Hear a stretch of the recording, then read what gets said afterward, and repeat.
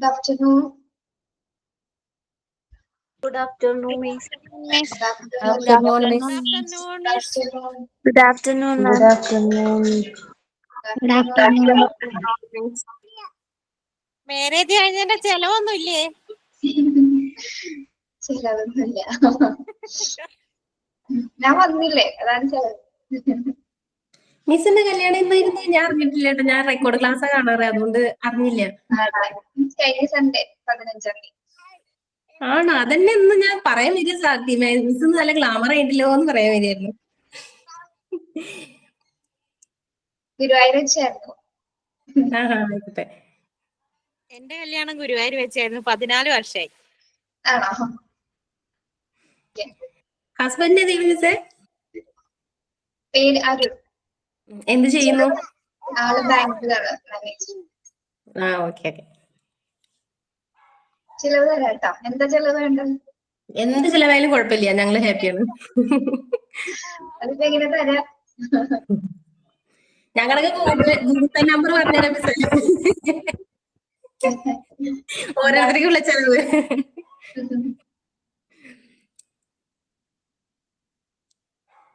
Miss food കഴിച്ചായിരുന്നോ?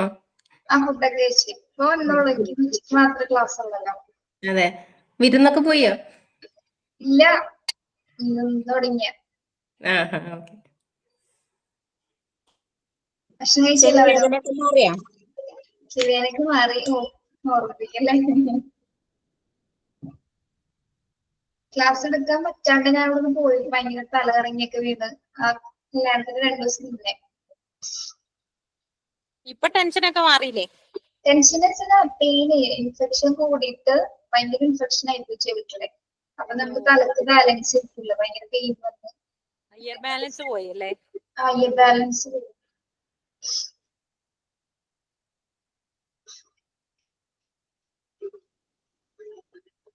ഞാൻ നിങ്ങളെങ്ങനെ കാണിക്കാം ഫോട്ടോ? കാണാം. ഞാൻ കാണിച്ചാൽ കാണാൻ പറ്റും നിങ്ങൾക്ക്? മിസ് ഒന്ന് കാണിച്ചു തരും. ഞങ്ങൾ കാണാം. സൂപ്പർ. മിസ് സെന്ററിലേക്ക് പിടിക്കുക, കാണാനില്ല. മിസ്സെ സെന്ററിൽ പിടിക്കുക, കാണുന്നില്ല. ഇങ്ങോട്ട്. Super photo.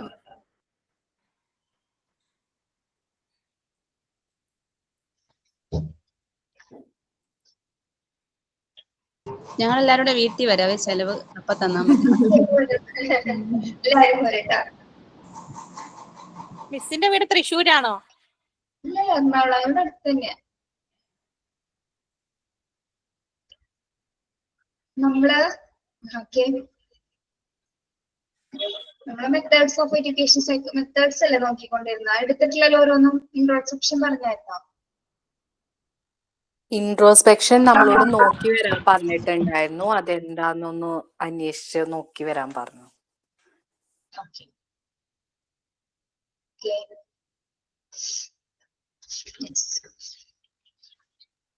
പ്രേയറിന്റെ ആരെയും കാണുന്നില്ലല്ലോ. Thank you Saranya. പ്രേയർ ആരാണ്? അഖില ഉണ്ടോ? അഖില പ്രയർ ഞാനാണ് മിസ്സേ. രേഷ്മ. ഈ അഖിലേനെ പിന്നെ കണ്ടിട്ടില്ലല്ലോ. ക്ലാസ്സിൽ കയറാറില്ലേ? അഖില ഡിസംബറിലെ ബാച്ചിൽ മാറിയെന്ന് പറഞ്ഞു. ഡിസംബർ ബാച്ചിലേക്ക്. ഡിസംബർ ബാച്ചിലെ ഇന്നലെ മെസ്സേജ് ഇട്ടായിരുന്നു. ഡിസംബർ ബാച്ചിലേക്ക് മാറി. റെക്കോർഡഡ് ക്ലാസ് അറ്റൻഡ് ചെയ്യാൻ പറ്റുന്നില്ല. ആള് നല്ല പ്രയർ പാടിയിരുന്ന ആളാണ്.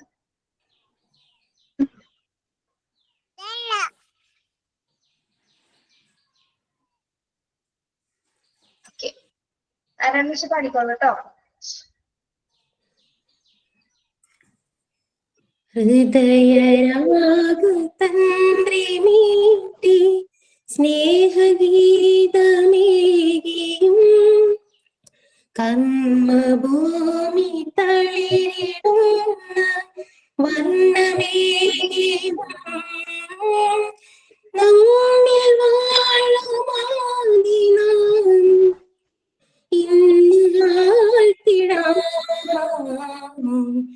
ഞങ്ങൾ പാടുമീ സ്വരങ്ങൾ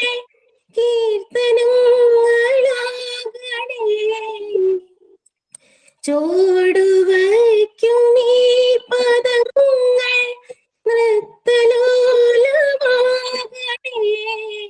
കുഞ്ഞു വീടിൻ വേൽക്കണങ്ങൾ സ്വർഗമാകണേ,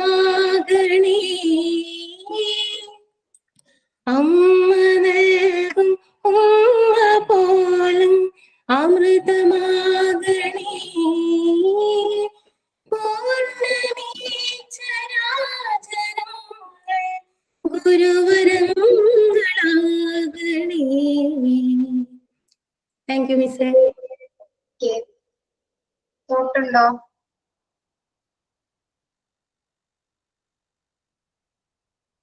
തോട്ട് ഓഫ് ദ ഡേ ഉണ്ടോ? Yes, Miss. Good afternoon, all.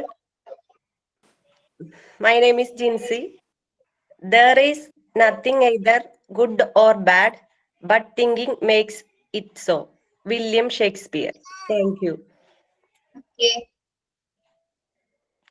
Signing. Good afternoon, my dear friends. How are you? How are you all? Fine. That's great. So friends, are you all ready for the class? Okay, now let's start our class. But before that, let's do some fun activity to you. Sing along with me and do the action. Everybody okay? Let's start. Roly poly, up, up, up. Roly poly, down, down, down. Roly poly, fast, fast, fast, fast, fast, fast. Roly. ഒരു ചെറിയ confusion. ഒന്നും കൂടി പാടാട്ടോ മിസ്സേ. Roly poly, up, up, up, up, up, up. Roly poly, down, down, down, down, down, down. Roly poly, fast, fast, fast, fast, fast, fast. Roly poly, slow, slow, slow, slow, slow, slow.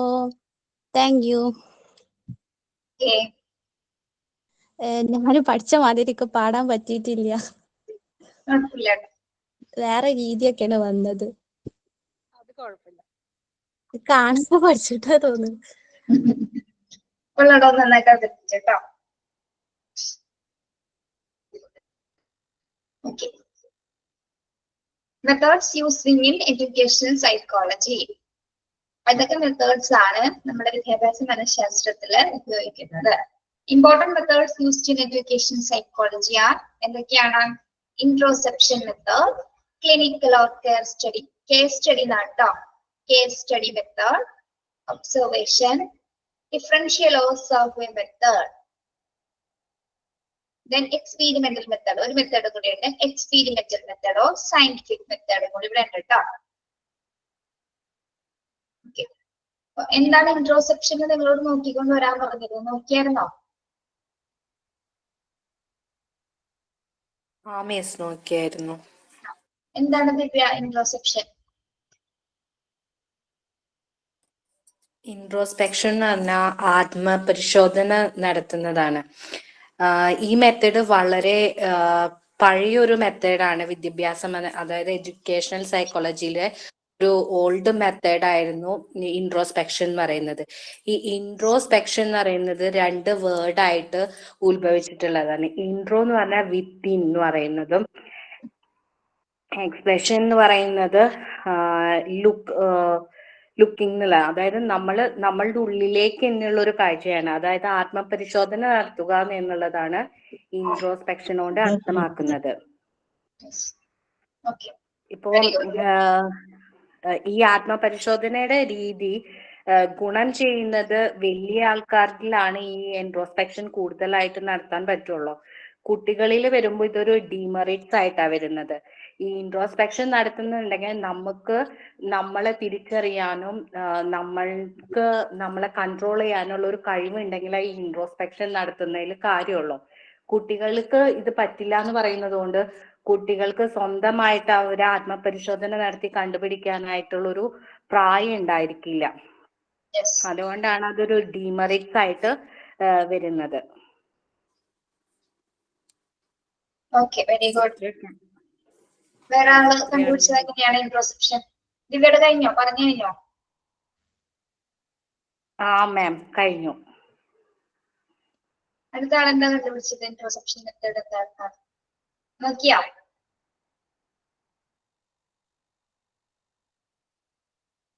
ഇല്ല. നോക്കി മാം. സ്വയം നമ്മളെ പറ്റി തന്നെ വിലയിരുത്തി നമ്മൾ മാറ്റങ്ങൾ വരുത്തുന്ന രീതിയാണ് ഈ ഇൻട്രോസെപ്ഷൻ എന്ന് പറയുന്നത്. Yes. Okay. അത് വലിയ അഡൽട്ടിൽ അത് പോസിബിൾ ആണ്. സ്വയം മാറ്റം വരുത്തണം. ക്ലാസ്സിലുള്ളതാണോ? അതെ അതെ. കണ്ടിട്ടില്ല. ഞാൻ കുറെ മിസ്സായി പോയിണ്ടായിരുന്നു ക്ലാസ്. ഇപ്പൊ കുറച്ച് ദിവസമായിട്ടാണ് കയറാൻ തുടങ്ങിയത്.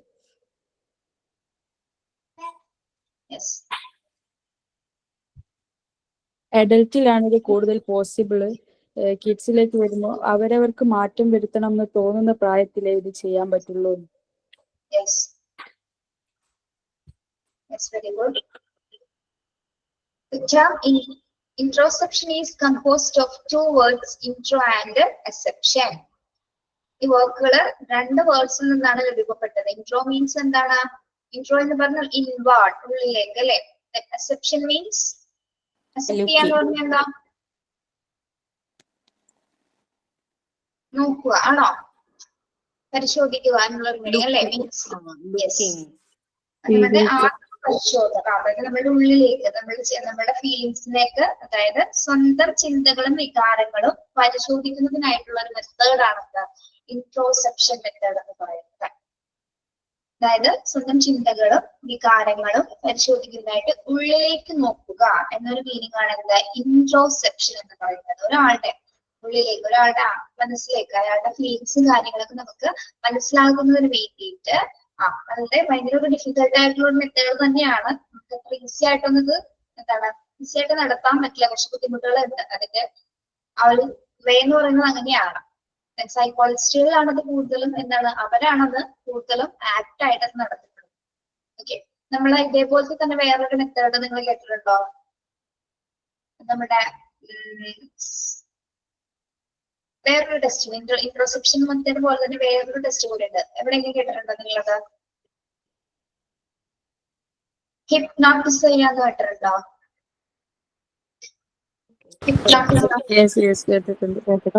ഹിപ്നോട്ടിസ് ചെയ്യുന്നത് എങ്ങനെയാണ്? അവരെ ഉള്ളിലുള്ളത് തന്നെ പുറത്തേക്ക് എടുക്കുന്നത് അല്ലെ? അത് പക്ഷെ അതൊരു എന്താണ് ഒരു മെത്തേഡാണ്. ഇൻട്രോസെപ്ഷൻ പോലെ തന്നെ വേറൊരു വേർഷൻ ആണ് അല്ലെ? രണ്ടും സെയിം കാര്യങ്ങൾ തന്നെയാണ് കണ്ടെത്തുന്നത്. ഇത് കുറച്ചും കൂടി ആള് ഓപ്പൺ ആയിരിക്കുന്നു. മറ്റേന്ന് വെച്ചാൽ നമ്മുടെ മൈൻഡ് സൈലന്റ് ആയിരിക്കുന്നത് അല്ലെ? നമ്മള് ഉറക്കിയാണ് നമ്മൾ മയക്കിയെടുത്താണ് അതിന്റെ ഉള്ളിൽ നിന്ന് നമ്മുടെ കാര്യങ്ങള് ഹിപ്നോട്ടിസ് ചെയ്തെടുക്കുന്നത്. എല്ലാ കാര്യങ്ങളും നമ്മൾ അറിയാതെ തന്നെ പറഞ്ഞു ആ ഒരു മെത്തേഡ് ഉപയോഗിച്ചിട്ട്. ഇൻട്രോസെപ്ഷൻ എന്ന് പറയുമ്പോൾ എങ്ങനെയാണ്? അവരുടെ ഫീലിങ്സ് വികാരങ്ങളും നമ്മൾ അവരിൽ നിന്ന് തന്നെ പറഞ്ഞ് നേരിട്ട് മനസ്സിലാക്കാൻ സാധിക്കുന്ന ഒരു ചില മെത്തേഡ്സുകൾ ഉപയോഗിച്ചിട്ടാണ് ഇൻട്രോസെപ്ഷൻ മെത്തേഡ് സൈക്കോളജിസ്റ്റുകൾ നടത്തപ്പെടുന്നത്. ഓക്കെ, നമ്മളത് ഡീറ്റെയിൽ ആയിട്ടൊന്നും നോക്കണ്ട, എന്താണെന്ന് മാത്രം മനസ്സിലാക്കിയാൽ മതി. Introspection means looking within oneself in order to examine one's own thoughts and feelings. Introspection എന്താണ് എക്സാമിൻ ചെയ്യുന്നത്? One's own thoughts and feelings. Underline ചെയ്യാട്ടോ. To examine one's own thoughts and feelings. Introspection gives us direct and prompt knowledge of our mental process without involving an extra cost for the material or apparatus. അതായത് ഈ ഒരു method നടത്തണമെങ്കിൽ എന്താ, നമുക്ക് എന്തെങ്കിലും തരത്തിലുള്ള മെറ്റീരിയൽസിന്റെ ആവശ്യമുണ്ടോ? എന്തെങ്കിലും ഉപകരണങ്ങളുടെ ആവശ്യം വരുന്നുണ്ടോ?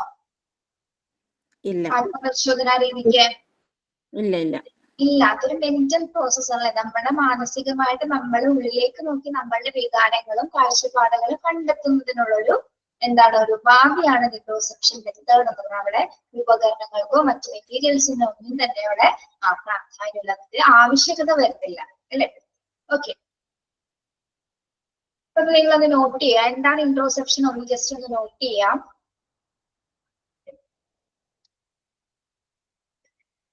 ഇത് തന്നെ അണ്ടർലൈൻ ചെയ്താൽ മതി കേട്ടോ. വേറെ മീനിങ് വേണ്ടല്ലോ, എക്സ്ട്രാ നോട്ട് വേണ്ടല്ലോ. ഇത് മാത്രം പഠിച്ചാൽ മതി കേട്ടോ. Introspection means looking within oneself in order to examine one's own thoughts and feelings. Okay, അത് മാത്രം അണ്ടർലൈൻ ചെയ്യാം.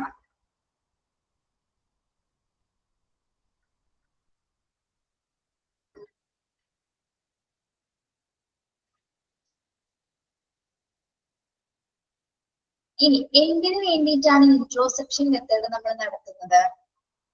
എന്തിനു വേണ്ടിയിട്ടാണ് ആത്മപരിശോധന രീതി നടത്തപ്പെടുന്നത്? മെന്റൽ പ്രോസസ്സ് അറിയാൻ വേണ്ടി. യെസ്, മെന്റൽ പ്രോസസ് ആണ്. നമ്മൾ എത്രത്തോളം മാനസികമായി സ്ട്രെസ് ഉണ്ട്, മാനസികമായി നമുക്ക് എത്രത്തോളം പിരിമുറുക്കമുണ്ട്, അതൊക്കെ മനസ്സിലാക്കുന്നതിന് വേണ്ടിയിട്ട്, അത് നേരിട്ട് മനസ്സിലാക്കുന്നതിന് വേണ്ടിയിട്ടാണ് ഇത്തരത്തിൽ ഇൻട്രോസെപ്ഷൻ മെത്തേഡ് ഉപയോഗിക്കുന്നത്. നമ്മൾ പറഞ്ഞല്ലോ, അതായത് ഒരാളുടെ സ്വന്തം വികാരങ്ങളും അതുപോലെ തന്നെ ചിന്തകളും പരിശോധിക്കുന്നതായിട്ട് ഉള്ളിലേക്ക് നോക്കുന്ന ഒരു പ്രോസസ്സാണ് ഇൻട്രോസെപ്ഷൻ മെത്തേഡ് എന്ന് പറയുന്നത്. അതിന്റെ അർത്ഥം എന്ന് വെച്ചാൽ എന്താണ്?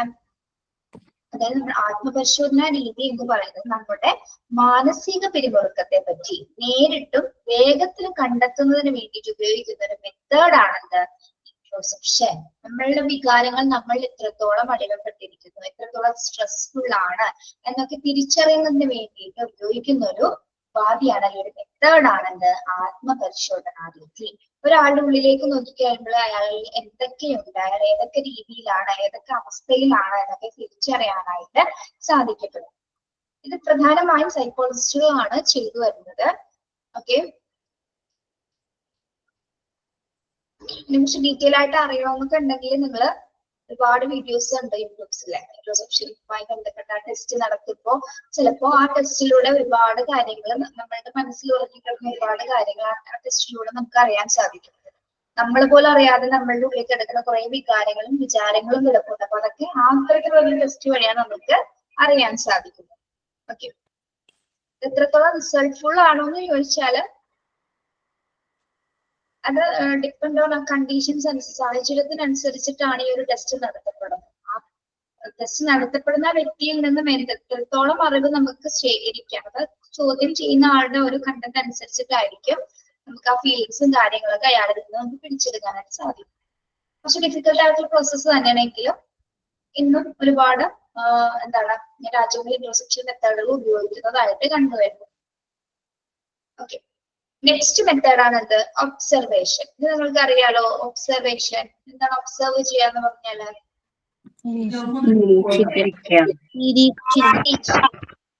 Yes, observation means examination of something especially for the purpose of collecting data. Observation എന്ന് പറഞ്ഞാൽ എന്താണ്?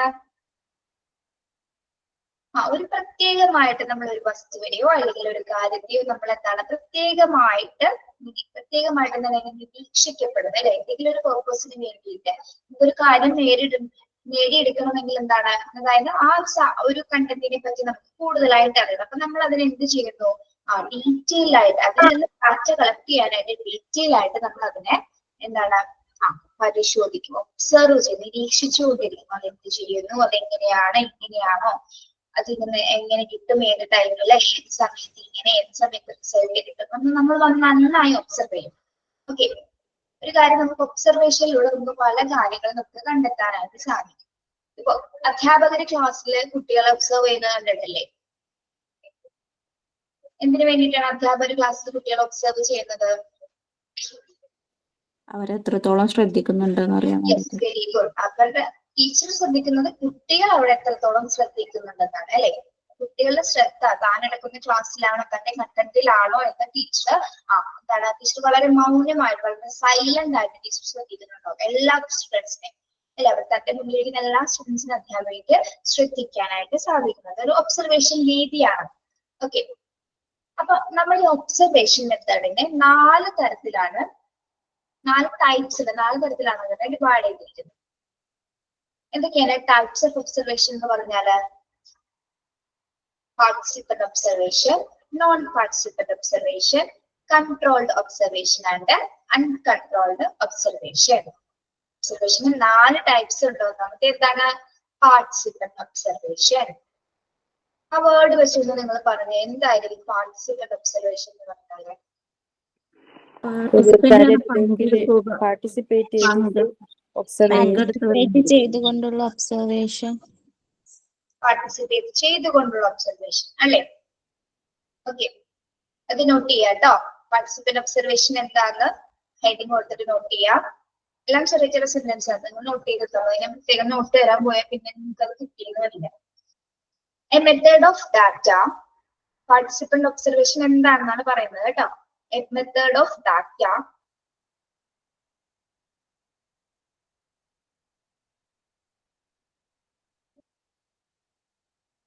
a method of data,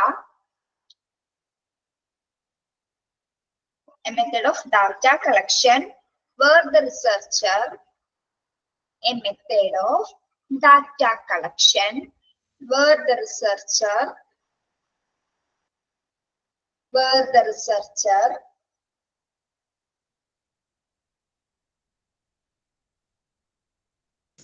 miss ഒന്നും കൂടെ പറയോ? Please. yes, a method of data collection, a method of data collection where the researcher, ഏത് റംസേ? WHERE,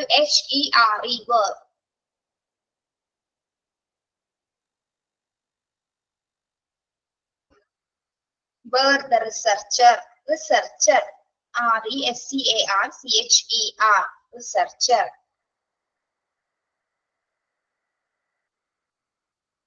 researcher, participants, participant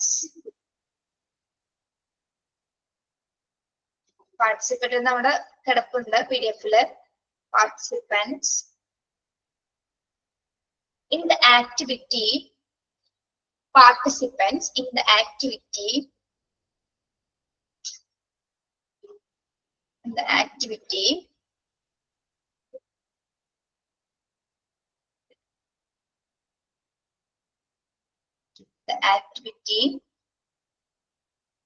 being studied, being BEING, being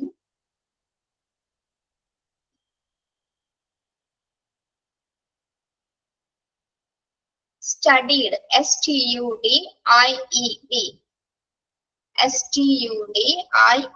studied.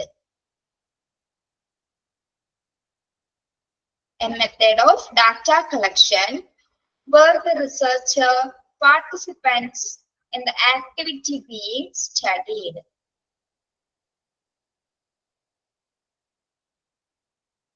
Note ചെയ്തോ? Yes miss.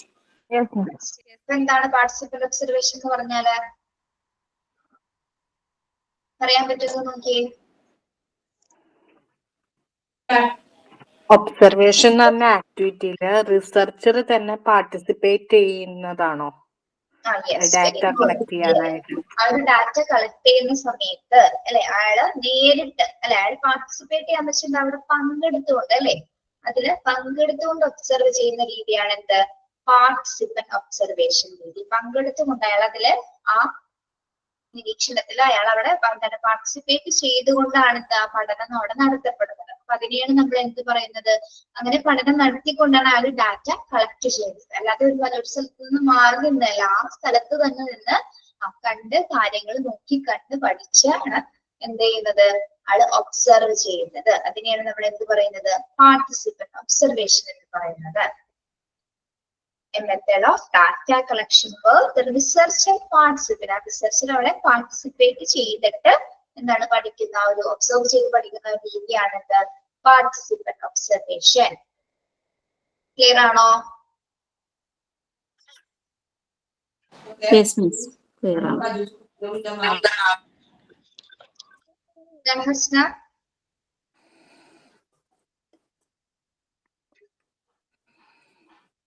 okay.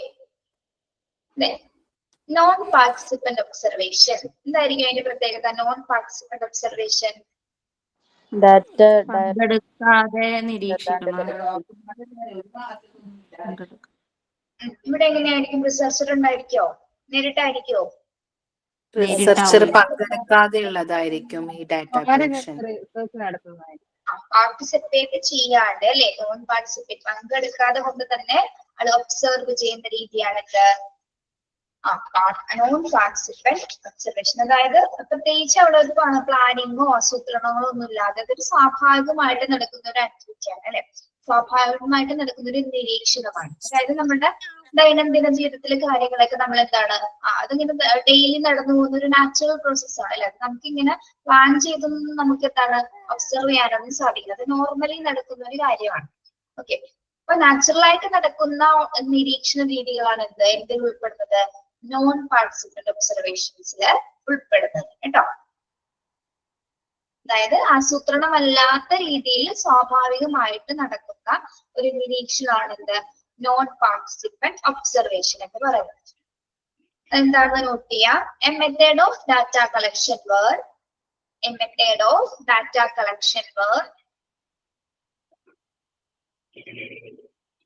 a method of data collection where the researcher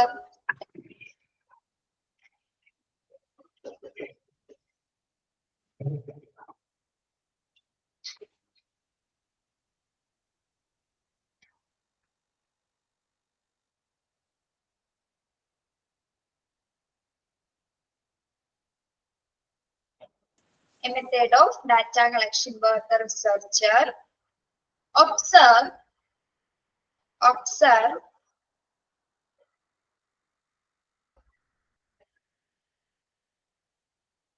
observes എന്നുണ്ട് കേട്ടോ, ES എന്നുണ്ട്. observes participants observes participants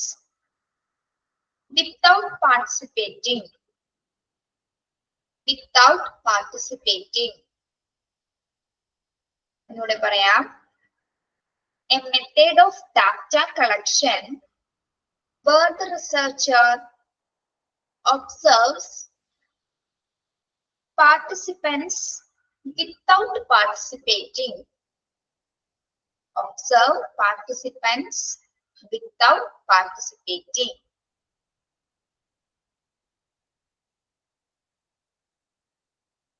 ആ ഒരു റിസർച്ചില് അവിടെ ആ ഒരു സാഹചര്യത്തില് പാർട്ടിസിപ്പേറ്റ് ചെയ്യാതെ തന്നെ എന്താണ് നാച്ചുറൽ ആയിട്ട് തന്നെ നിരീക്ഷണം നടത്തുന്ന ഒരു രീതിയാണ് എന്താ നോൺ പാർട്ടിസിപ്പന്റ് ഒബ്സർവേഷൻ രീതി എന്ന് പറയുന്നത്. ഓക്കെ, മറ്റത് എന്തായിരുന്നു? പാർട്ടിസിപ്പേറ്റ് ചെയ്തിട്ടാണ് ഒബ്സർവ് ചെയ്യുന്നത്. ഇവിടെ നോൺ പാർട്ടിസിപ്പന്റ് ആണ്. ഇവിടെ നാച്ചുറൽ ആയിട്ടാണ് അവിടെ ഒബ്സർവേഷൻ നടക്കുന്നത്. ഓക്കെ, ക്ലിയർ ആണോ? Yes, miss. ഇനി അടുത്തത് എന്താണ്? Controlled observation. എന്തായിരിക്കാം കൺട്രോൾഡ് ഒബ്സർവേഷൻ? കൺട്രോൾ ചെയ്തുകൊണ്ടുള്ള നിരീക്ഷണം. നിയന്ത്രിച്ചുകൊണ്ടുള്ള ഒബ്സർവേഷൻ. ഓക്കെ, നോക്കാം. അതായത് കൺട്രോൾഡ് ആയിട്ടുള്ള എൻവയോൺമെന്റിൽ അല്ലെ, നിയന്ത്രിതമായിട്ടുള്ള ചുറ്റുപാടില് നമ്മൾ നിരീക്ഷണം നടത്തുന്ന ഒരു രീതിയാണ് എന്ത്? കൺട്രോൾഡ് ഒബ്സർവേഷൻ എന്ന് പറയുന്നത്. നിയന്ത്രിതമായിട്ടുള്ള ഒരു ചുറ്റുപാടില് നമ്മൾ നിരീക്ഷണം നടത്തുന്ന ഒരു രീതിയാണ് എന്ത്? കൺട്രോൾഡ് ഒബ്സർവേഷൻ എന്ന് പറയുന്നത്. നോട്ട് ചെയ്യാട്ടോ. A method of data collection, അത് തന്നെ ആ പോയിന്റ് തന്നെ. A method of data collection where the researcher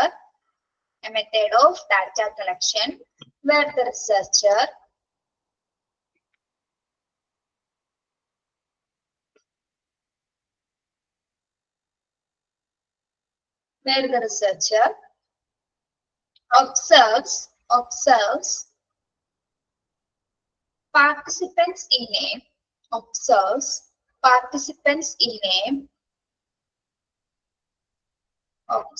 participants in a controlled environment.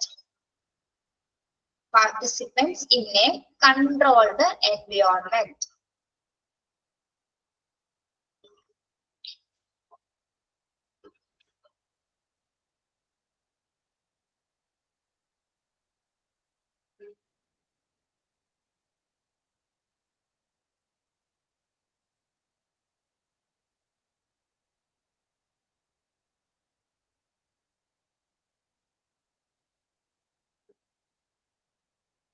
എന്താണ് controlled observation എന്ന് പറഞ്ഞാല് a method of data collection where the researcher observe participants in a controlled environment.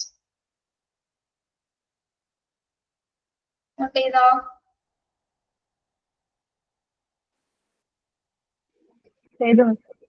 Yes. Okay, എന്താണ് അപ്പൊ controlled observation എന്ന് പറഞ്ഞാല്? നിയന്ത്രിത നിരീക്ഷണ രീതി എന്താണ് പറഞ്ഞേ?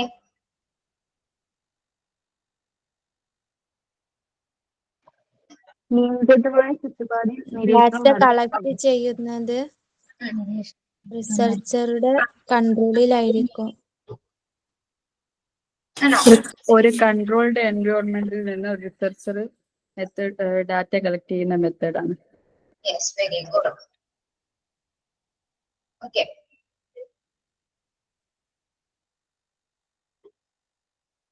അടുത്തത് അൺകൺട്രോൾഡ് ഒബ്സർവേഷൻ എന്ന് പറഞ്ഞാൽ അപ്പൊ എന്തായിരിക്കും?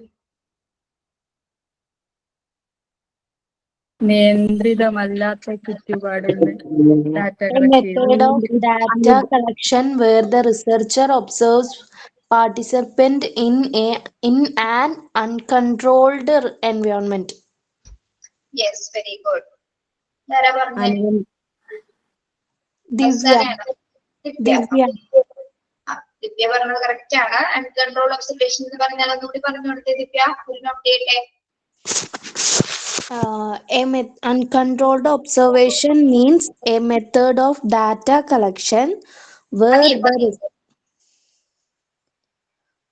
a method of data collection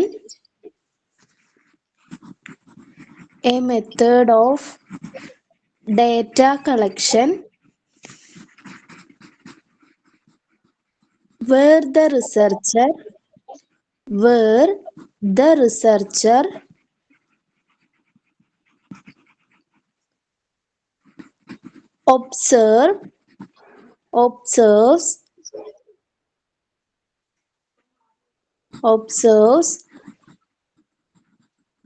participants in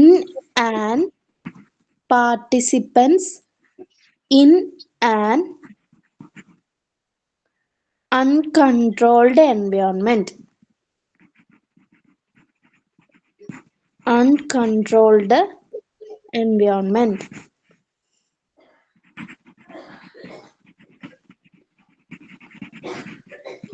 എല്ലാവരും യെസ്. എന്താണ് അനിയന്ത്രിതമല്ലാത്ത ഒരു കണ്ടീഷൻസ്, ഒരു എൻവയോൺമെന്റിൽ നിരീക്ഷണം നടത്തുന്ന രീതിയാണ് എന്ത്, അല്ലെങ്കിൽ ഡാറ്റ കളക്ട് ചെയ്യുന്ന രീതിയാണ് എന്ത്, അൺകൺട്രോൾഡ് ഒബ്സർവേഷൻ എന്ന് പറയുന്നത്. കൺട്രോൾഡ് എന്ന് പറയുമ്പോൾ എന്താണ്, അവിടെ കുറച്ച് സ്പെസിഫിക് ആയിട്ടുള്ള കൺട്രോൾസ് അല്ലെങ്കിൽ നിയന്ത്രിതമായിട്ട് അല്ലെങ്കിൽ ആസിഡ് പ്ലാനിങ്ങോട് കൂടിയിട്ടായിരിക്കും എന്ത് അവിടെ ഒബ്സർവേഷൻ നടത്തുന്നത്. ഓക്കെ, നോൺ പാർട്ടിസിപ്പന്റ് ഒബ്സർവേഷൻ എന്ന് പറഞ്ഞാൽ എന്താണ്? നോൺ പാർട്ടിസിപ്പന്റ് പറയൂ. റിസർച്ചർ പങ്കെടുക്കാതെ പ്ലാനിംഗ് ഒന്നും ഇല്ലാതെയുള്ള ആസൂത്രണ രീതി. യെസ്, പങ്കെടുക്കാതെ നേരിട്ടുള്ള ഒരു പാർട്ടിസിപ്പേഷൻ ഇല്ലാതെ നടക്കുന്ന ഒരു നിരീക്ഷണ രീതിയാണ് എന്ത്, നോൺ പാർട്ടിസിപ്പന്റ് ഒബ്സർവേഷൻ. അത് വളരെ നാച്ചുറൽ ആയിട്ട് നടക്കുന്ന ഒരു സംഭവമാണ് അല്ലെ. നാച്ചുറൽ ആയിട്ടാണ് അവിടെ നിരീക്ഷണം നടത്തപ്പെടുന്നത്. സ്വാഭാവികമായ ഒരു പ്രോസസ്സാണ് എന്ത്, നോൺ പാർട്ടിസിപ്പന്റ് ഒബ്സർവേഷൻ. ഇനി പാർട്ടിസിപ്പന്റ് ഒബ്സർവേഷൻ എന്താണ്? ഒബ്സർവറുടെ പാർട്ടിസിപ്പേഷനോടുകൂടെ നടത്തുന്ന data collection. Yes, very good. Okay, അപ്പൊ ടൈപ്സ് ഓഫ് ഒബ്സർവേഷൻ നിങ്ങൾക്ക് ക്ലിയർ ആണോ? ക്ലിയർ ആണോ? യെസ്, പഠിക്കണോട്ടോ. ഇത് എക്സാമിന് ചോദിക്കും, ഇമ്പോർട്ടന്റ് ആണ്. ഇൻട്രോസെപ്ഷൻ ഒബ്സർവേഷൻ ഒക്കെ ഇമ്പോർട്ടന്റ് ആണ്. എല്ലാ മെത്തേഡ്സും.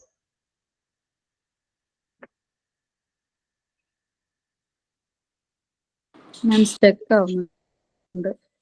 എന്തോ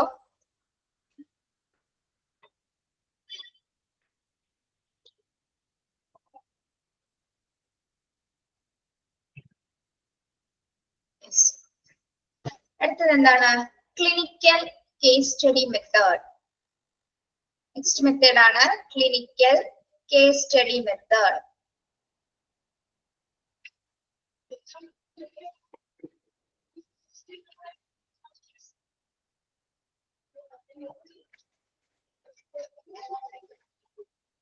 Yes. The clinical method is used for studying the behavior problem of a maladjusted or abnormal individual. എന്താണ് ക്ലിനിക്കൽ മെത്തേഡ് എന്ന് പറയുന്നതിന് വേണ്ടിയാണ് യൂസ് ചെയ്യുന്നത്? Used for studying the behavior problem of a maladjusted or abnormal individual. ആരെ കുറിച്ച് പഠിക്കാൻ വേണ്ടിയിട്ടാണ് case study method അല്ലെങ്കിൽ ക്ലിനിക്കൽ മെത്തേഡ് ഉപയോഗിക്കുന്നത്? Abnormal individual.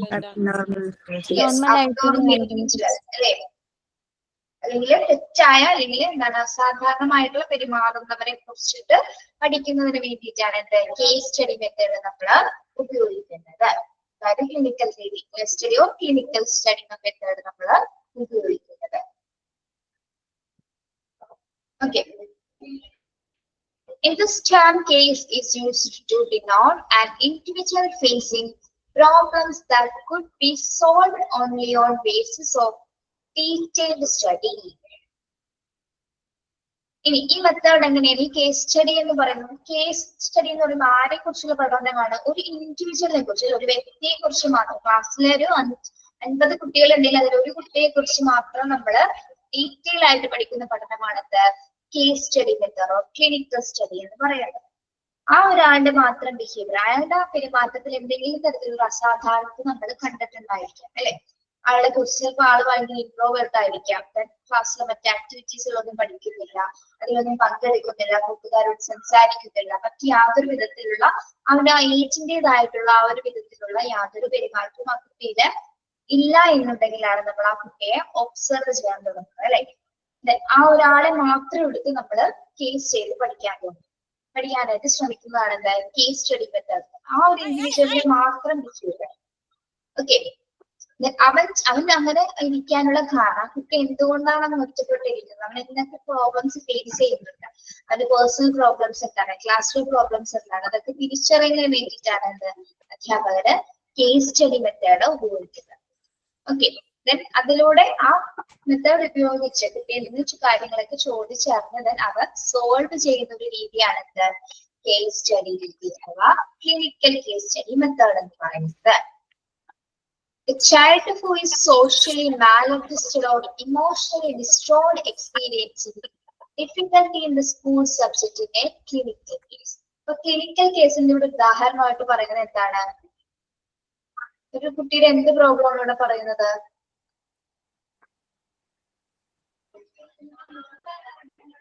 എന്ത് പ്രോബ്ലം ആണ് പറയുന്നത്? ആ കുട്ടിയുടെ ചൈൽഡ് ഹു ഈസ് സോഷ്യലി മാലഡ്ജസ്റ്റഡ്, അല്ലെ? അതിനെ സോഷ്യലായിട്ട് അഡ്ജസ്റ്റ് ചെയ്യുന്നില്ല, അതുപോലെ തന്നെ ഇമോഷണലി ആണ് ഡിസ്ട്രോയിഡ് ആണ്, അല്ലെ?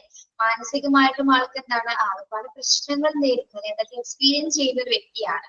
അപ്പൊ അങ്ങനെ ഒരു ക്ലാസ്സിൽ ഒരു കുട്ടി ഉണ്ടെങ്കിൽ അതൊരു ക്ലിനിക്കൽ കേസായിട്ട് നമുക്ക് കൺസിഡർ ചെയ്യാമെന്നാണ് പറയുന്നത്. മനസ്സിലായോ? എങ്ങനെയുള്ള കേസസ് ആണ് നമ്മൾ എടുക്കുന്നത് കേസ് സ്റ്റഡി മെത്തേഡില്? എങ്ങനെയുള്ള കുട്ടികളിലാണ് അഡ്ജസ്റ്റ് ചെയ്യാൻ പറ്റുന്ന അബ്നോർമൽ കുട്ടിയെ ഇവിടെ എന്താ പറയുന്നത്? സോഷ്യലി മാലഡ്ജസ്റ്റഡ് ആണ്. സോഷ്യലി മാലഡ്ജസ്റ്റഡ് എന്ന് പറഞ്ഞാൽ എന്താ? സൊസൈറ്റിയിൽ അഡ്ജസ്റ്റ് ചെയ്യാൻ പറ്റാത്ത, അതായത് സാമൂഹ്യമായിട്ട് പൊരുത്തപ്പെടാതെ, അല്ലെ? സമൂഹത്തിനോട് പൊരുത്തപ്പെടാതിരിക്കുന്ന കുട്ടികളുണ്ടായിരിക്കും, അല്ലെ? സൊസൈറ്റിനോട് എങ്ങനെ ബിഹേവ് ചെയ്യണം, അല്ലെങ്കിൽ ക്ലാസ് റൂമിൽ എങ്ങനെ ബിഹേവ് ചെയ്യണം, പെരുമാറണം എന്ന് അറിയാൻ ഉൾവലിഞ്ഞു നിൽക്കുന്ന കുട്ടികളാണോ? എന്താണ്? എല്ലാത്തിനും ബാക്ക്വേർഡ് ആയി നിൽക്കുന്ന കുട്ടികളെയാണോ? ജാസ്മിൻ എനിക്ക് ക്ലിയർ അല്ല കേട്ടോ. എല്ലാ കാര്യത്തിൽ നിന്നും ഉൾവലിഞ്ഞു നിൽക്കുന്ന കുട്ടികളെയാണ്. എല്ലാവരും വലിഞ്ഞു നിൽക്കുന്നത്, അല്ലെ? മാനസികമായി പിരിമുറുക്കങ്ങളുള്ള കുട്ടികളുണ്ടായിരിക്കും, സാമൂഹ്യമായിട്ട് പുറകോട്ട് നിൽക്കുന്നവരും, അതുപോലെ തന്നെ എന്താണ് വൈകാരികമായിട്ട് തകർന്നവർ, അല്ലെ? ഇമോഷണലി ഡിസ്ട്രോയിഡ് എന്ന് പറഞ്ഞാൽ എന്താണ്? മാനസികമായി തളർന്ന കുട്ടികളുണ്ടായിരിക്കും. എന്തെങ്കിലും ബാക്ക്ഗ്രൗണ്ട് ഉണ്ടായിരിക്കാം, അങ്ങനെ ഇരിക്കാനുള്ള കാരണങ്ങൾ ഉണ്ടായിരിക്കാം.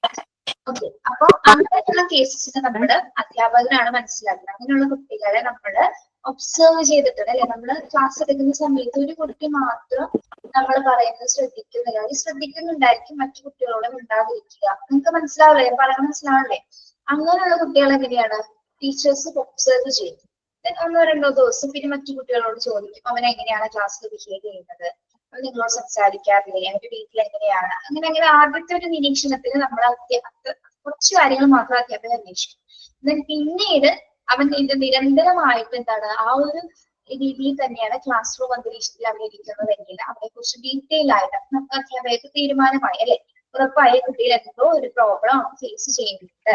അപ്പൊ അത് നമുക്ക് പരിഹരിക്കേണ്ടത് നമ്മൾ എന്താണ് അധ്യാപകർ തന്നെയാണ്. അപ്പൊ ടീച്ചർ അത് മനസ്സിലാക്കിയതിനു ശേഷമാണ് ആ കുട്ടിയെ കുറിച്ച് ഡീറ്റെയിൽഡ് ആയിട്ട് എല്ലാ ബാക്ക്ഗ്രൗണ്ടും ആ ഒരൊറ്റ കുട്ടിയുടെ കേട്ടോ, അതങ്ങനെ കേസ് എന്ന് പറയുന്നത് നമ്മള് ഒരാളുടെ മാത്രമാണ് നമ്മള് കണ്ടുപിടിക്കുക. ഒരുപാട് കുട്ടികൾ ഉണ്ടായിരിക്കാം അതില്. ഇപ്പൊ നമ്മൾ ഒബ്സർവ് ചെയ്ത് നമ്മുടെ നിരീക്ഷണത്തിൽ ഒരാളായിരിക്കുമല്ലോ ചിലപ്പോൾ കണ്ണിൽപ്പെടുന്നത്, അതിൽ കൂടുതൽ പേരുണ്ടായിരിക്കാം. എങ്കിൽ കൂടി ഒരാളെ കുറിച്ച് ടീച്ചർ ആദ്യം പഠിക്കും. അവന്റെ പ്രോബ്ലംസ് മനസ്സിലാക്കി അത് സോൾവ് ചെയ്യുന്നിടത്താണ് എന്തിന് പൂർണ്ണത വരുന്നത്, കേസ് സ്റ്റഡി മെത്തേഡ് കംപ്ലീറ്റഡ് ആവുന്നത്. ആ ഒരു പ്രശ്നം കണ്ടെത്തി അതിന് പരിഹാരം കണ്ടെത്താനായിട്ട് അധ്യാപികക്ക് കഴിയുമ്പോഴാണ് ആ കേസ് സ്റ്റഡി മെത്തേഡിന് ഒരു റിസൾട്ട് ഉണ്ടാവുന്നത്. അവനെ ആ ഒരു സിറ്റുവേഷൻസിൽ നിന്ന് നമ്മൾ എന്താണ് അവനെ അതിൽ നിന്നും കരകയറ്റി കൊണ്ടുവരുമ്പോഴാണ് ആ കേസ് സ്റ്റഡി മെത്തേഡിൽ ഒരു റിസൾട്ട് ഉണ്ടാവുന്നത്. ഓക്കെ, അത്തരത്തിലുള്ള ഈ കേസസിനെ നമ്മൾ ക്ലിനിക്കൽ കേസസ് എന്നാണ് പറയുന്നത്. Clinical studies is a depth study of the case in all its details. Hence, clinical methods are also known as case study or case history method. എന്താ പറയുന്നത്? കേസ് സ്റ്റഡി എന്ന് പറയുമ്പോൾ ആഴത്തിലുള്ള പഠനം, ഇൻഡെപ്ത് സ്റ്റഡി. നിങ്ങൾ അത്രയും മനസ്സിലാക്കുക. കേസ് സ്റ്റഡി എന്ന് പറഞ്ഞാൽ ഒരു കുട്ടിയെ കുറിച്ചുള്ള ഇൻഡെപ്ത് ആയിട്ടുള്ള ആഴത്തിലുള്ള ഒരു പഠനമാണ് എന്ത് കേസ് സ്റ്റഡി മെത്തേഡ് എന്ന് പറയുന്നത്. മുഴുവൻ കാര്യം എല്ലാ ഡീറ്റെയിൽസും ഒന്ന് പോലും കുറയാതെ തന്നെ എല്ലാ ഡീറ്റെയിൽസും കൃത്യമായിട്ട് വാച്ച് ചെയ്ത് മനസ്സിലാക്കിയിട്ടാണ് അവന്റെ ആ പ്രശ്നം നമ്മൾ സോൾവ് ചെയ്യുന്നത്. അതുകൊണ്ട് തന്നെയാണ് അതിന് എന്ത് പറയുന്നത്, ഇൻഡെപ്ത് സ്റ്റഡി ഓഫ് മെത്തേഡ് എന്ന് പറയുന്നത്. ഇൻഡെപ്ത് ആഴത്തിലുള്ള പഠനമാണത് കേസ് സ്റ്റഡി മെത്തേഡ്.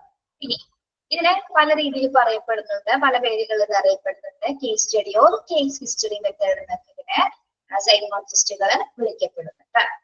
ഓക്കെ, അത് അണ്ടർലൈൻ ചെയ്യാം കേട്ടോ. Clinical methods also known as case study or case history method. എക്സാമിന് ഇതായിരിക്കും ചോദിക്കുന്നത്, what is case history method എന്നായിരിക്കും. ഓക്കെ, എങ്ങനെ വേണമെങ്കിലും ചോദിക്കാം. എന്താണ് ക്ലിനിക്കൽ സ്റ്റഡി?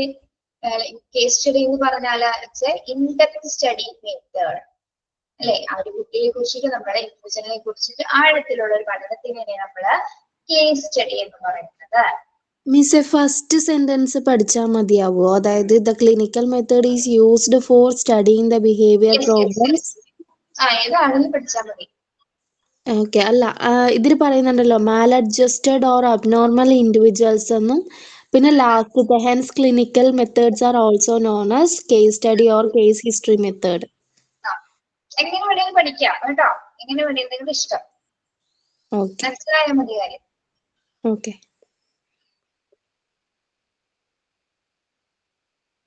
യെസ്, ഇതൊന്ന് അണ്ടർലൈൻ ചെയ്യാം കേട്ടോ. ഇൻഡെപ്ത് സ്റ്റഡി എന്നുള്ളത് അണ്ടർലൈൻ ചെയ്തിട്ട് ആ വാക്ക് സ്ട്രെസ് ചെയ്ത് പഠിക്കുക.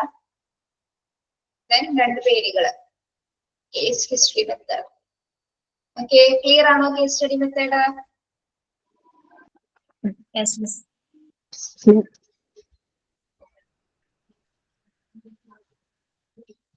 അടുത്തതാണ് എക്സ്പെരിമെന്റൽ ഓർ സയന്റിഫിക് മെത്തേഡ്. ഇതൊന്നൊരാൾ വായിക്കാമോ?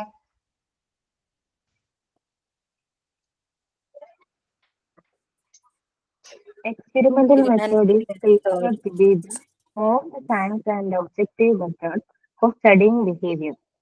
Hence, the investigator attempts to study of the case and affect the relationship concerning human behavior by doing experiments that are the object observation under strongly controlled conditions. The main fact in this method is controlling conditions on variables. There are three types of variables: independent variables, depending variables, and intervening or controlled variable indicates. For the case and depend variable of the effect of the case, the other factor that influence case and effect relationships are called intervening variables.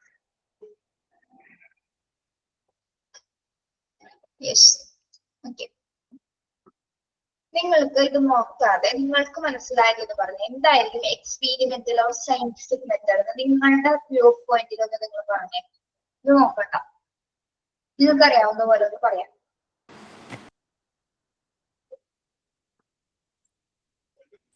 എന്തായിരിക്കും പേരിൽ നിന്ന് നമുക്ക് എന്താ മനസ്സിലാവുന്നത്? Experimental or scientific method എന്ന് പറയുമ്പോൾ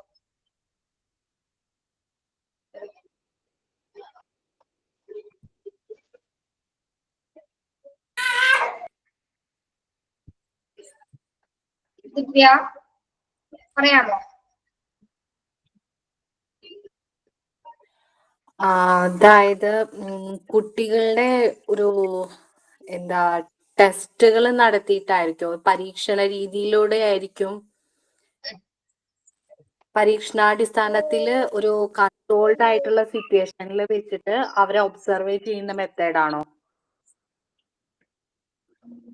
okay, ഇതൊക്കെ അങ്ങനെ മനസ്സിലായി. എക്സ്പെരിമെന്റ് അടിസ്ഥാനമാക്കിക്കൊണ്ട് ഒരു കൺട്രോൾഡ് ആയിട്ടുള്ള സിറ്റുവേഷനിൽ വെച്ചിട്ട് ഒബ്സർവ് ചെയ്യാണ് കുട്ടികളെ. ആ ഒരു രീതി അങ്ങനെയാ എനിക്ക് മനസ്സിലായത്. ഓക്കെ, വേറൊരാളെന്ന് പറഞ്ഞേ. എക്സ്പീരിമെന്റ് ചെയ്യാ അല്ലെങ്കിൽ സയന്റിഫിക് ആയിട്ട് നമ്മൾ ടെസ്റ്റ് ചെയ്യാന്നൊക്കെ പറഞ്ഞാൽ എന്താണ്?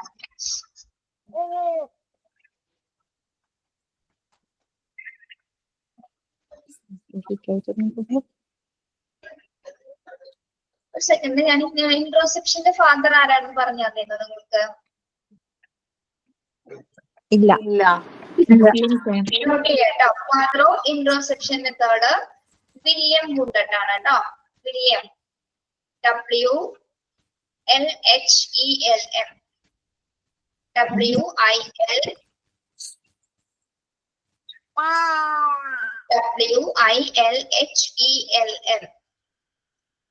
WILHELM,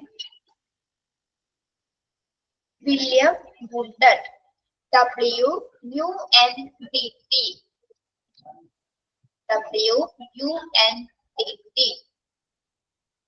William വുഡട്ട്. ഒന്നുകൂടി പറഞ്ഞേ. WILHELM, William, WILHELM, William വുഡട്ട്,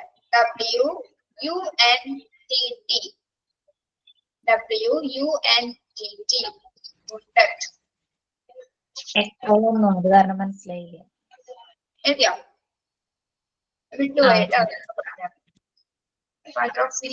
ഇൻട്രോസെപ്ഷൻ method William വുഡട്ട് ആണ് കേട്ടോ. സാറിന് ചോദിക്കാം. എക്സ്പെരിമെന്റൽ ഓർ സയന്റിഫിക് മെത്തേഡ് എന്ന് പറഞ്ഞാൽ എന്താണ്? Experimental method is A treated to be the most science and objective method for studying behavior. അല്ലെ, ഏറ്റവും സയന്റിഫിക് ആയിട്ടുള്ള ഒരു ശാസ്ത്രീയമായിട്ട് നടത്തപ്പെടുന്ന ഒരു പരീക്ഷണ രീതിയാണിത് എക്സ്പെരിമെന്റൽ മെത്തേഡ് എന്ന് പറയുന്നത്. അല്ലെ, ഒരാളുടെ ബിഹേവിയറിനെ നമ്മൾ സയന്റിഫിക് ആയിട്ട് പഠിക്കും. അല്ലെ, ചില ഒബ്ജക്റ്റീവ്സിന്റെ അടിസ്ഥാനത്തില് ചില ലക്ഷ്യങ്ങളുടെ അടിസ്ഥാനത്തില് നമ്മൾ പഠിക്കുന്നതാണിത്, ഒരാളുടെ ബിഹേവിയർ സ്റ്റഡി ചെയ്യുന്നതാണിത് എക്സ്പെരിമെന്റൽ മെത്തേഡ് എന്ന് പറയുന്നത്. ഒരു ശാസ്ത്രീയമായ രീതിയാണ്. അല്ലെ, ശാസ്ത്രീയമായിട്ട് കുറച്ച് നിബന്ധനകളുടെ അടിസ്ഥാനത്തിലാണിത് നമ്മൾ ഈ ഒരു method നടത്തപ്പെടുന്നത്. Hence, investigator attempts to study. ഇതെങ്ങനെയാണ് ഈ മെത്തേഡ് നടത്തുന്നത്? Attempts to study the case and effect relationship concerning human behavior by doing experiments that are objective observation under firmly controlled conditions.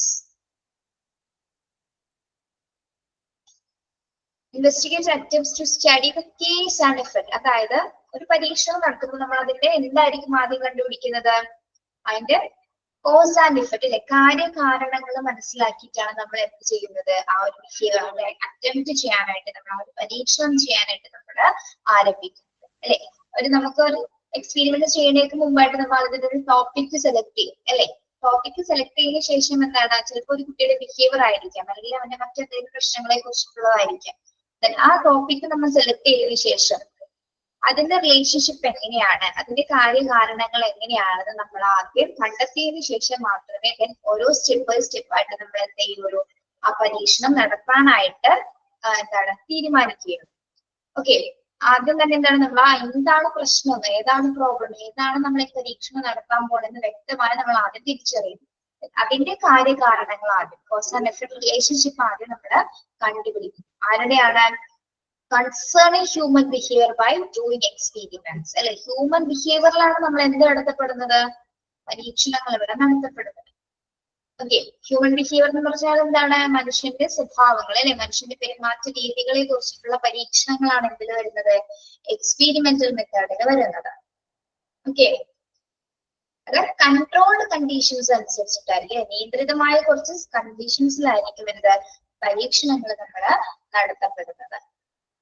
The main factor in this method is controlled conditions on variables. The main factor എന്ന് പറഞ്ഞാൽ എന്താണ്, controlling conditions on variables. Variables എന്ന് പറഞ്ഞാൽ എന്താ, variable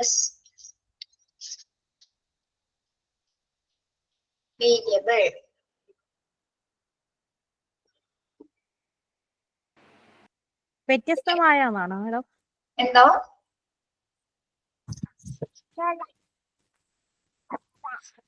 അവിൻരാജ് കേട്ടില്ല, എന്താ പറഞ്ഞേ? അവനിരാജ് അല്ല, എന്റെ പേര് ഉഷാറാണിന്ന, മോളെ പേര് അവനിരാജ്. അവനീന്ന വിവിധമായെന്നാണോ, വിവിധ തരം? വിവിധമായ, യെസ്, വിവിധമായ അല്ലെങ്കിൽ വ്യതിയാനങ്ങൾ എന്നുള്ള മീനിങ്. അതായത് ഈ പരീക്ഷണങ്ങൾ നടത്തുമ്പോൾ നമ്മൾ അതില് വ്യതിയാനങ്ങൾ ഉണ്ടായിരിക്കും. ഓരോ പരീക്ഷണത്തിലും എന്തുണ്ടായിരിക്കാം, ഒരു വേരിയബിൾ ഡിപ്പെൻഡഡ് ആയിരിക്കും. ചിലപ്പോ വേരിയബിൾസ് എന്ന് പറഞ്ഞാല് പരീക്ഷണം നടത്തുന്ന സമയത്ത് പോസിറ്റീവ് ആയിട്ടുള്ള കാര്യങ്ങളും ഉണ്ടായിരിക്കാം, നെഗറ്റീവ് ആയിട്ടുള്ള കാര്യങ്ങളും അതിലുണ്ടായിരിക്കും. അപ്പൊ ഇത് രണ്ടും ഡിപ്പെൻഡഡ് ആണ്. പരീക്ഷണം ചെയ്യുന്ന സമയത്ത് നമുക്ക് പോസിറ്റീവ് മാത്രം ഒരിക്കൽ ഉണ്ടാവുന്നത്, നമുക്ക് എല്ലാം നല്ല റിസൾട്ട് മാത്രം ഒരിക്കൽ കിട്ടുന്നത്. ഒരാളെ അളക്കുന്ന സമയത്ത് ഒരു ഹ്യൂമൻ ബിഹേവിയർ നമ്മൾ വാച്ച് ചെയ്യുന്ന അല്ലെ ഒബ്സർവ് ചെയ്യുന്ന സമയത്ത് നമ്മൾക്ക് നല്ല വശങ്ങൾ മാത്രം ഒരിക്കൽ കിട്ടുന്നതില്ല, എല്ലാ ചീത്ത വശങ്ങളും ഉണ്ടാവും. രണ്ടും ഉണ്ടായിരിക്കും അല്ലെ. രണ്ടും കോയിന്റെ ഒരു സൈഡ് പോലെ തന്നെ പോസിറ്റീവ് നല്ല പോസിറ്റീവ് ആയിട്ടുള്ള കാര്യങ്ങൾ ഉണ്ടായിരിക്കും, നെഗറ്റീവ് ആയിട്ടുള്ള റിസൾട്ട് അതിലുണ്ടായിരിക്കും. അപ്പോ ഒരു പരീക്ഷണം ചെയ്യുമ്പോൾ ഈ രണ്ട് കാര്യങ്ങൾ, അതായത് പോസിറ്റീവ് ആയ ഒരു വേരിയബിൾ ഉണ്ടായിരിക്കും, നെഗറ്റീവ് ആയിട്ടുള്ള ഒരു വ്യതിയാനം അവിടെ ഉണ്ടായിരിക്കും. അപ്പൊ രണ്ട് പരീക്ഷണത്തിന്റെ അടിസ്ഥാനം എന്ന് പറഞ്ഞാൽ എന്താണ്, അത് തന്നെയാണ്. നമുക്ക് പോസിറ്റീവ് റിസൾട്ട് തന്നെ കിട്ടണമെന്ന് ഒരു നിർബന്ധവും ഇല്ല അല്ലെ. അതിന് കിട്ടണമെന്ന് മാക്സിമം നമ്മൾ ശ്രമിക്കും. അതിന് വേണ്ടിയിട്ടാണ് നമ്മൾ പരീക്ഷണം ചെയ്യുന്നത്. അത് വിജയിക്കാൻ വേണ്ടിയിട്ടാണ് നമ്മൾ മാക്സിമം ചെയ്യുന്നത്. പക്ഷെ നമ്മുടെ കേട്ടിട്ടില്ലേ കുറെ സൈക്കോളജിസ്റ്റുകൾ അല്ലെങ്കിൽ ശാസ്ത്രജ്ഞന്മാരൊക്കെ ഇന്ന ടെസ്റ്റുകൾ ചെയ്തിട്ട് അതിലൊക്കെ പരാജയപ്പെട്ടു എന്നൊക്കെ നമ്മൾ കേൾക്കാറില്ലേ. അതെന്തുകൊണ്ടാണ്? ചിലപ്പോൾ അവർക്ക് ആ റിസൾട്ടിലേക്ക് എത്തിച്ചേരാനുള്ള എല്ലാ സ്റ്റെപ്സുകളും അവർ കടന്നിട്ടുണ്ടായിരിക്കാം, പക്ഷെ അതിൽ എത്തിച്ചേരാനുള്ള ആ ഒരു കണ്ടന്റ്, ആ കണ്ടന്റിൽ ചിലപ്പോൾ എന്തെങ്കിലും ഒരു മിസ്സിങ് വന്നിട്ടുണ്ടായിരിക്കും. അപ്പൊ അത് എന്തുകൊണ്ട്, അപ്പൊ അത് വിജയിക്കാതെ പോകും. ആ കണ്ടന്റ് എല്ലാം സക്സസ്ഫുൾ ആവുന്നതിലാണ് എന്ത് സംഭവിക്കുന്നത്, ആ പരീക്ഷണം വിജയിക്കുന്നത്. ഓക്കെ, അപ്പൊ ഒരു എക്സ്പെരിമെന്റ് ചെയ്യുന്ന സമയത്ത് സയന്റിഫിക് ആയിക്കോട്ടെ, സയന്റിഫിക് ശാസ്ത്രീയമായിക്കോട്ടെ, എന്തും ആയിക്കോട്ടെ, അതിലെന്തായിരിക്കും ഒരു പോസിറ്റീവ് ഉണ്ടാവും, നെഗറ്റീവ് ആയിട്ടുള്ള ഒരു കാര്യമാണ്. അപ്പൊ നമുക്ക് റിസൾട്ട് ഒരിക്കലും പരീക്ഷണത്തിൽ ഒരിക്കലും നമുക്ക് നല്ല റിസൾട്ട് കിട്ടുമെന്ന് ആഗ്രഹിക്കാനായിട്ട് നമുക്ക് സാധിക്കില്ല. ഓക്കെ, അപ്പൊ പ്രത്യേകിച്ച് ഹ്യൂമൻ ബിഹേവിയർ അളക്കുന്ന സമയത്ത് അല്ലെ, അത് നെഗറ്റീവ് ആയിട്ടുള്ള ബിഹേവിയർ, നെഗറ്റീവ് ആയിട്ടുള്ള റിസൾട്ടും തരാം, പോസിറ്റീവ് ആയിട്ടുള്ള റിസൾട്ട് നമുക്ക് തരാം. ഓക്കെ, മിസ് ഇത് കുറച്ച് ട്രിക്കി ആയിട്ട് തോന്നുന്നു. ഇത് എങ്ങനെ പഠിക്കുക? അത് ഞാൻ ചെറുതാക്കി തരാം കേട്ടോ. മിസ്സേ ഒരു കാര്യം ചോദിക്കട്ടെ, അപ്പൊ ഇത് കുട്ടികളെ ബേസ് ചെയ്തിട്ട് നേരം നമ്മൾ എങ്ങനെയത് കാണുമോ? കുട്ടികളെ ഹ്യൂമൻ ബിഹേവിയേഴ്സിനെ കുറിച്ചിട്ടാണ്. കുട്ടികളുണ്ടാവുന്ന ബിഹേവിയർ അളക്കുന്നതിന് വേണ്ടിയിട്ടാണ് നമ്മൾ സയന്റിഫിക് മെത്തേഡ് ഉപയോഗിക്കുന്നത്. നിങ്ങൾക്ക് ചെറുതാക്കി തന്നെ എന്നാണ് പറയുന്നത്.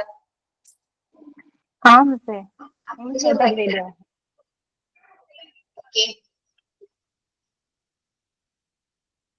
നിങ്ങൾ ഈ കാര്യങ്ങളൊന്നും നിങ്ങൾ പഠിക്കണ്ട.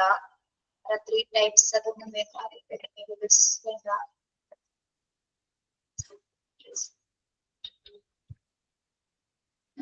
ഇങ്ങനെ കുറെ പറഞ്ഞാൽ നിങ്ങൾക്ക് കൺഫ്യൂഷൻ ആവും അല്ലെ. നിങ്ങൾക്കത് ഞാൻ ചെറുതാക്കി തരാം. നെക്സ്റ്റ് ക്ലാസ്സിൽ എക്സ്പീരിമെന്റ് മെത്തേഡ് എന്താണെന്ന് ചെറുതായിട്ട് പറഞ്ഞുതരാം കേട്ടോ. മിസ്സേ ഞാനൊന്ന് പറയട്ടെ, ശരിയാണോ നോക്കൂ. ഓക്കെ, പറഞ്ഞു.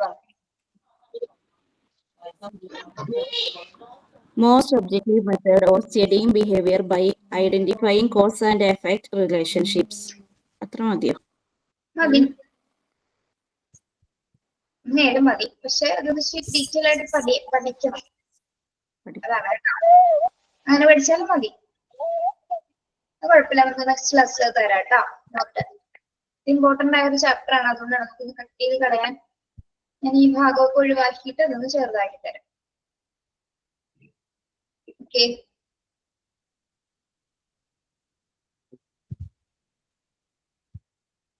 അപ്പൊ അതവിടെ നിൽക്കട്ടെ. നമുക്ക് അടുത്ത മെത്തേഡ് കൂടി ഒന്ന് നോക്കിയാലോ. സർവേ മെത്തേഡ് ഇതൊന്ന് ഓർമ്മിപ്പിക്കണം കേട്ടോ. എക്സ്പീരിയൻസ് മെത്തേഡിന്റെ നോട്ട് തരാണെന്ന് ഓർമ്മിപ്പിക്കണേ. എന്താണ് സർവേ മെത്തേഡോ ഡിഫറൻഷിയേറ്റ് മെത്തേഡ് എന്ന് പറഞ്ഞാല് അറിയാലോ എന്താണെന്ന്. സർവേ മെത്തേഡ്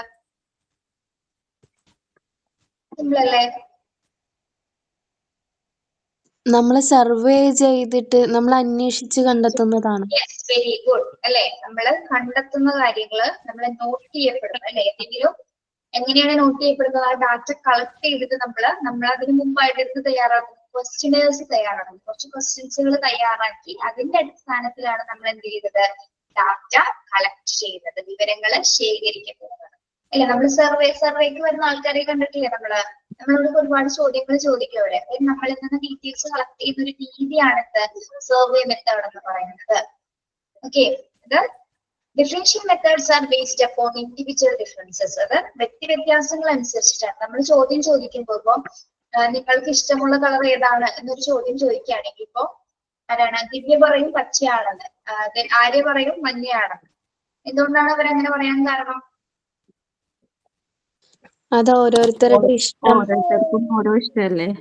ഇൻഡിവിജ്വൽ ഡിഫറൻസസ് കണ്ടോ? അതാണ് പറയുന്നത്. ഇൻഡിവിജ്വൽ ഡിഫറൻസസ് ആണ് അല്ലെ.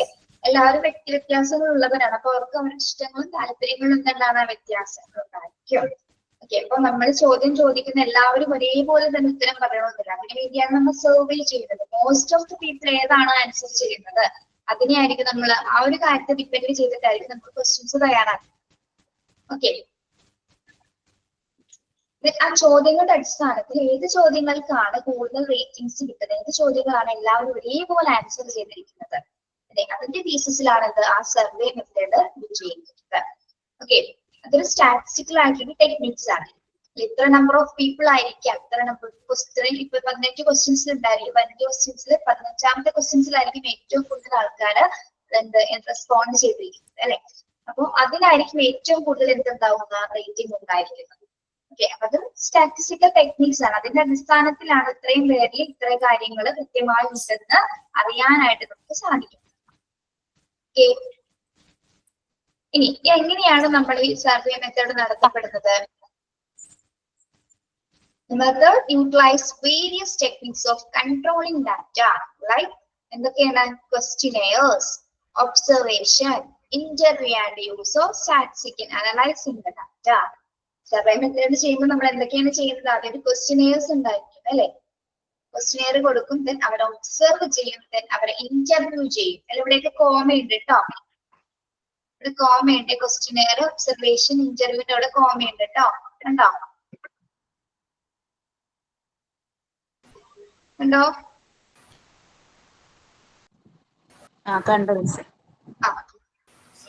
നമ്മൾ മനസ്സിലായില്ലേ? സർവേ ചെയ്യുന്ന സമയത്ത് നമ്മൾ എന്താണ് ഒരു ക്വസ്റ്റ്യനെയർ, ഒരു ചോദ്യാവലിയുടെ അടിസ്ഥാനത്തിലാണ് നമ്മൾ അവരെ ചോദ്യങ്ങൾ ചോദിച്ച് ഒബ്സർവ് ചെയ്ത് അവരോട് സംസാരിച്ച് അവരോട് ചോദിക്കും. ഇന്റർവ്യൂവിനോട് ഉദ്ദേശിക്കുന്നത് എന്താണ്? നമ്മൾ ആ ചോദ്യങ്ങൾ അവരോട് ചോദിക്കുക, അല്ലെങ്കിൽ ചിലപ്പോൾ ക്വസ്റ്റ്യൻസ് അവരോട് കൊടുത്തിട്ട് അത് ഫില്ല് ചെയ്യാൻ പറയും. മോസ്റ്റ് ഓഫ് സർവേ മെത്തേഡ്സിൽ എന്തായിരിക്കും? നമ്മളത് ചിലപ്പോൾ കൊടുക്കുകയായിരിക്കും, അല്ലെങ്കിൽ ചോദിക്കും. ആളുകളോട് ചോദിക്കും, നിങ്ങൾ എന്നതാണോ, എത്ര എങ്ങനെയാണ്, ഇപ്പൊ എത്ര പേരുണ്ട്, അങ്ങനെയൊക്കെ ചോദിക്കും. ക്വസ്റ്റ്യനേഴ്സ് നിങ്ങൾക്ക് മനസ്സിലായില്ലേ? ചോദ്യാവലി എന്ന് ഉദ്ദേശിക്കുന്നത് സർവേ ചെയ്യുന്ന സമയത്ത് ചോദ്യങ്ങൾ കുറച്ചുണ്ടായിരിക്കും, ഒരു 10-15 ചോദ്യങ്ങൾ ഉൾപ്പെടുത്തിയിട്ടായിരിക്കും ആ ഒരു സർവേ അവിടെ നടത്തപ്പെടുന്നത്. ഓക്കെ, അതിനുശേഷമാണ് ആ ഉത്തരങ്ങളുടെ അടിസ്ഥാനത്തിലാണ് അതിനെ സ്റ്റാറ്റിസ്റ്റിക്കലി അതിനെ വിശകലനം ചെയ്തതിനു ശേഷമാണ് എന്ത് ആ സർവേ മെത്തേഡ് കംപ്ലീറ്റഡ് ആവുന്നത്. Most of the number of question ഏറ്റവും കൂടുതൽ ആൻസർ ചെയ്തിരിക്കുന്നത് ഏതാണ്, ആ സർവേയുടെ വിജയം എന്ന് പറയുന്നത് ആ ഒരു ക്വസ്റ്റ്യനിൽ വെച്ചിട്ടായിരിക്കും. ഓക്കെ, നമുക്ക് നെക്സ്റ്റ് ക്ലാസ്സിൽ ഡീറ്റെയിൽ ആയിട്ട് ഞാൻ പറഞ്ഞുതരാം കേട്ടോ. സമയം കഴിഞ്ഞു. ഓക്കെ, ലെഫ്റ്റ് ആയിക്കോളൂ കേട്ടോ. Thank you. Thank you miss. Thank you. Okay, miss. Thank you. Thank you miss. Thank you. മിസ്സേ കൺഗ്രാറ്റുലേഷൻ. Thank you. ഞാൻ 1:45 ക്ലാസ്സിൽ കയറിയത്, അപ്പോഴാ സിന്ദൂരം കണ്ടത്. ശരി. ഓക്കെ.